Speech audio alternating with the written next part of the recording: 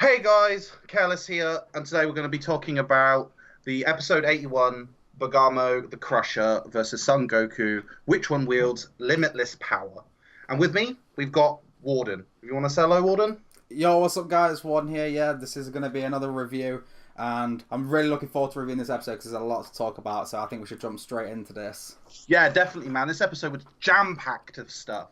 So it starts off with Bergamo jumping into the field and just generally just ratting out Goku as hard as he could. Yeah, He was just literally. or he literally just basically ignored him as if he was irrelevant and just started like sweet talking all the guys, all the gods of destruction, and Zena himself, putting him in a position of actually being kind of the hero of this episode, which was kind of a weird twist. And actually, Zeno was kind of really on board. Like Yeah, he was like, okay, Zeno actually thought about it and actually agreed to his proposal, which was, if I beat Son Goku, will you remove your plan to destroy all the universes? And I was actually quite surprised that Zeno was like, okay, so Bergamo is a really good sweet talker. well, I think it's more to do with the fact that Zeno was just like, whoever's the strongest, that's the person who I'm more inclined to listen to. And the whole reason we had this tournament was because he kind of had that kind of understanding with Goku. So I think he was just like, oh, if you're stronger than Goku, maybe you're worth listening to. Mm-hmm. Um, Obviously, that was really interesting. And actually, just basically threw Goku as a bad guy, and everyone was kind of on board with that, giving him crap. And then after that, we just basically jumped straight into the fight. Yeah, the So fighting itself wasn't actually that long. There were some really good shots, obviously. The Daishinkan counting down started the match, and there was the slow movement around the arena. And then there was the jumping from corner to corner, then the clash. I really liked that. It was really smooth. It was actually really nice choreography of the fight. I didn't feel at any point that like either it was lost or it was poorly animated. It felt really, really strong. And then all of a sudden, out of nowhere, Bergamo's just like, oh, cool, hit me. Like Hit me. I'm like, Hit I'm me. right here, buddy. Like right here. And Goku was like, okay then, cool. Started Yeah. laying it thick on him. Laying And into him. yeah, just like it's like, oh, free shots. I'll take them. Thank you very much. And then, Uh, my prediction, I knew that he was going to turn into a giant. I just had a feeling that's what it was. I didn't think he was from the power, but I had a feeling he was going to turn into a giant. And I did kind of like... You 100% called that. 100% called I that. did actually kind of like how it was, every time Goku hit him, he got bigger. And obviously, as that progressed, and obviously, from there on out, as soon as Goku turned Super Saiyan, I knew that it was going to be a walk in the park for him. And that was pretty evident from the fight. He was dodging everything. There was a couple of hits that got landed, but they didn't do anything to him. And really, even Goku knew that this fight was basically in hand for him because he didn't at any point seem under threat. He wasn't bothered. If anything, he was constantly schooling Bergamo, going, come on, guys. Like, I saw this in the Dragon Ball saga. Like, give me something new. Yeah, like, he was just not bothered at all. If anything, it was almost like he was trying to educate Bergamo to be a better fighter. He's like, I'm just seeing your blind spots. What are you going to do? Yeah, obviously, they spoke about the blind spots, and Goku was like, the bigger you get, the more blind spots you have. And he kept hitting him, and he was like, come on, get stronger. Give me something to fight about. And then that's when we got like the weird bit. I didn't think we would see it this soon. Yeah, is he pushing him, and he was like, cool. Flew straight up into a top corner and just popped Super Saiyan Blue out of nowhere. I was just like, what? There was definitely a reason for this in my mind now. Obviously, this is just my opinion, but I felt like it wasn't Super Saiyan Blue. There's two reasons in my opinion. So the first one is either because Bergamo had limitless power, which we'll talk about in a minute, that's an avenue, or I feel like it was to show how powerful Super Saiyan Blue is, because power scaling isn't really an issue, because in Dragon Ball at the moment it's kind of like, what is power levels? They don't exist. I felt like this was a staple to show what the other gods think of it. And obviously it only showed one, which I was disappointed in, but hearing like another god of destruction saying this power rivals the gods, which we already knew, but it kind of sets the bar for his power, like, to everyone in the stadium, like, this is how strong I am. I agree that the power, like, obviously he stated that the power rivals the gods, but the gods' powers are incredibly, like, a varying scale as well. Yeah, because Beerus isn't afraid of him, is he? Not unless that's a bluff right now. We don't know, because they haven't fought in so long. And it's heavily implied that Beerus is nowhere near as strong as some of the other gods. Yeah, especially of destruction. So even if his power does rival the gods, it doesn't really mean that much. It just means that actually they're going to pay more attention to him. But if he got any more attention, he'd have his own TV show, which kind of does. But and then on top of the Super Saiyan Blue, he says, "Actually, let me give you a big power up." And he does the Kaioken. And this is where I feel like the other avenue was as well. Obviously with the power thing, I felt like Bergamo is that strong because of his technique of using power. Obviously, he goes into Kaioken. Only times one, guys. It wasn't no times 10. Just his base form Kaioken.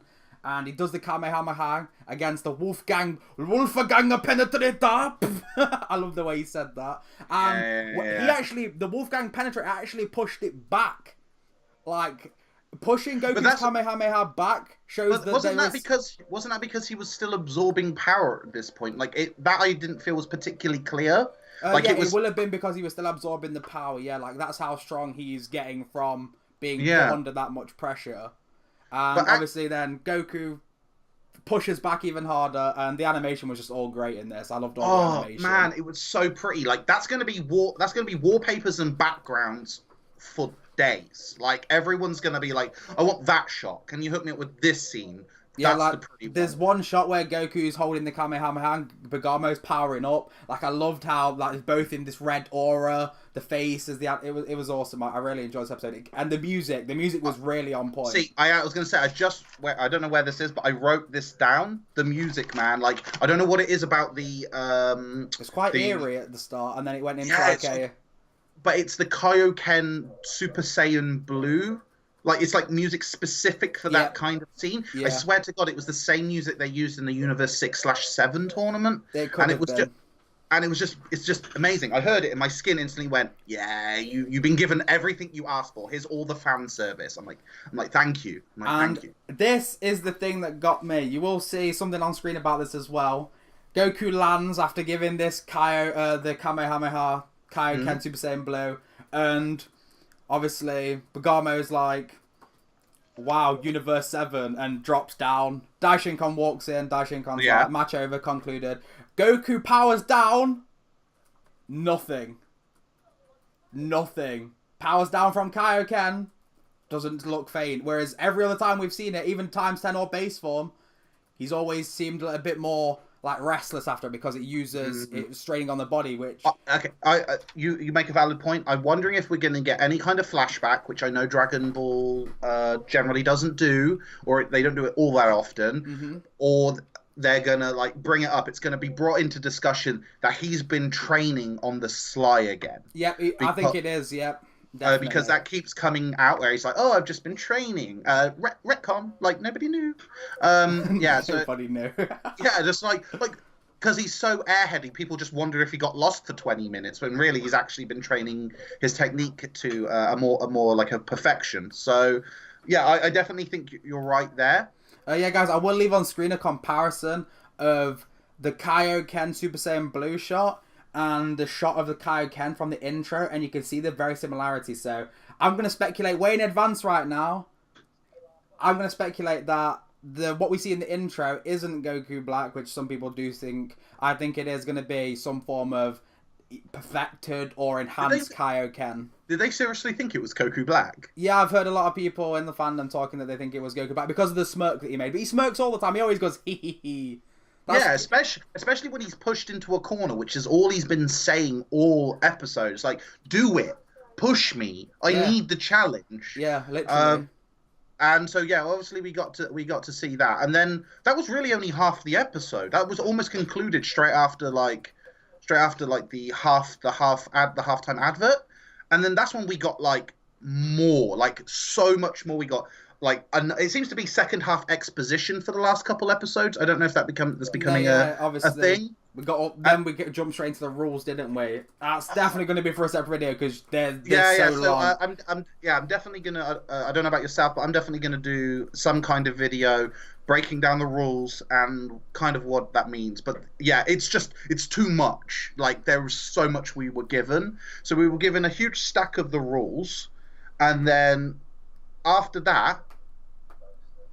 Topo just come out of nowhere. I was expecting this. Obviously, there was spoilers about it as well, but I had a feeling they were gonna fight as well. I did say they didn't fight this episode, which I thought he was just gonna intervene like for a brief point in the episode. But actually, it seems like the next episode, guys, they're actually gonna fight, and this is awesome because Topo is supposed to rival a god of destruction, but he's next in line to be a god of destruction in Universe 11. And if the other rumors are true, that's where Beerus and Champa have come from, because there's a whole like conspiracy theory around that. Yeah, about the Beerus's reason race. the reason they left at Universe 11 was because they couldn't attain the title of God of Destruction, so they took it elsewhere. So if he's going to challenge the God of Destruction in Universe 11, that's arguably as powerful or more than the current gods in our universe. Hey, so one thing I did want to point out is obviously, like you said, he jumped down. I found it really. I did like to see where Topo jumped down, and then you see the Zeno-Sama's guards and the Daishinkon come up. Like, what's going on? Like, I love how protected they are over him. Yeah, like again, I've got a lot of questions in regards to this social structure between the guards of an unkillable, like universe destroying gods, because there's two of them now. What the fuck do you need guards for? Like, I feel like his sense. power is limitless, but maybe physically he's not strong. Maybe it's just he has, like, do you know how there's a lot of thing about this limitless power? Who has this limitless power? I feel like the Zeno just has no limit. There's no such thing as a limit because he's that high up. Yeah. He can just go, done. You want me to destroy all 12 at once? Okay. Because if you notice when he destroyed the universe in Black Zamas, obviously just quickly, he didn't seem to try. He just kind of went, woo, and he just sat there. Yeah, he went, this is annoying. And done. Yeah. But yeah, so that was Topo weird. Came down, Ginyu-esque, posers, dabs. I was gonna say, like, obviously I write, but literally I put right there, Ginyu. Like, it had the exact same thing. I was like, yeah. I'm glad that came back. One of my favorite things from Dragon Ball Z was at the Ginyu Force's ridiculous poses. So Topo comes down, throws off his robe. He says, sorry if this is disrespectful. No, he says, sorry, I know this is disrespectful. And he says, you're evil. I'm justice. I'm going to take you out for everyone. And Goku's like, oh, now we've got a real challenge because the last guy didn't do anything for me. But the best part was when he said, like, you're evil, and Goku's like, villain, am I? Okay, whatever. Like, he'll take any title if it means he gets to fight. Yeah, that's what I mean. I feel like they're doing it to throw people off and to fill into that Goku's evil persona. I just think, like you said, I think he said it just to be like, oh, I'm evil, am I? Okay, if that's what you think, are we gonna fight or not? yeah. Like, he'll just take it. It's like, give me the fight. Let's run. That's what we need. That's what he wants. And then obviously we then cut into the final scene, which is a bit of a, like, for what's going to happen next week's episode. And to be honest, for the most part, it was all the things I kind of expected. You saw punches being thrown, Super Saiyan happening. Although only one scene kind of threw me, is when he goes, it looks like he's going to go Super Saiyan Blue. Yeah, and Topo seems shocked. I think I've got a feeling that Topo's supposed to... This is one of my speculations that I had as soon as I watched the episode. And I feel like this could be where they set the bar for the strength properly. And maybe, because we know that Topo's supposed to rival a God of Destruction's power, maybe Goku's going to win to prove that he is strong enough to be a God of Destruction. I think he's going to win. I think he's going to win. Okay, so I'll give you what I think is going to happen for next week's episode. We're going to have a really, really interesting fight. I think it's, surprisingly, I think it's going to be just as short as the previous ones. I don't think it's going to be a very long fight. But I think that what's going to happen is Topo is going to underestimate Goku initially, and that's where the shock comes from. That although he's seen the fight, he hasn't actually been involved in it. Compare it the difference between watching a car go 100 miles an hour and being in a car at 100 miles an hour. Yeah? And then what's going to happen is he's going to go Super Saiyan Blue, which is going to force Topo, I always butcher his name, to actually really, like, release some power, and he's going to put Goku in his place. And this is going to make Goku realize that actually he needs to put some serious work in.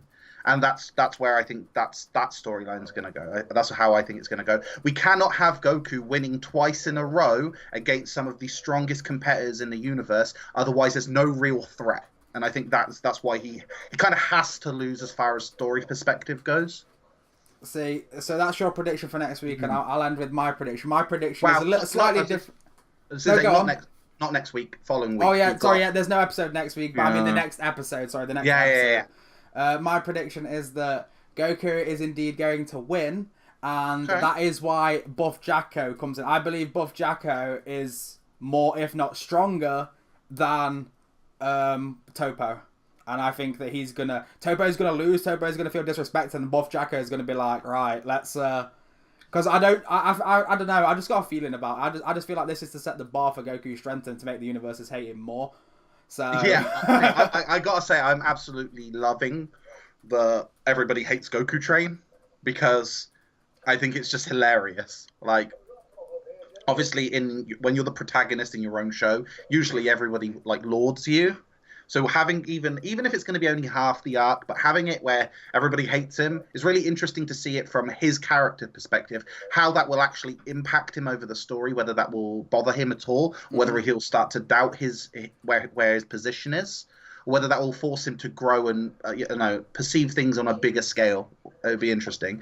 And so, of course, we've got next week. Sorry, not next week. We've got next episode's title, which is "Never Forgive Son Goku. Toppo, the Warrior of Justice, Intrudes," which is a cool title. Yeah, and I'm definitely looking forward to that. So, yeah, guys, if there's anything that we missed or anything that you think is going to happen that we've not said, let us know down in the comments. Or any questions you have. So we're always interested in making this a discussion. So we will be answering or responding to as many, if not all, the questions or comments that you have. So by all means, feel free to drop them below on either or videos.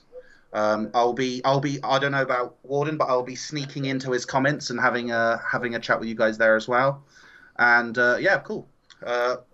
Peace. Yeah, so thank you very much for watching today, guys. Don't forget to leave a like on the video if you did enjoy. Don't forget to hit that subscribe button. That would be really appreciated. And until next time, guys, peace.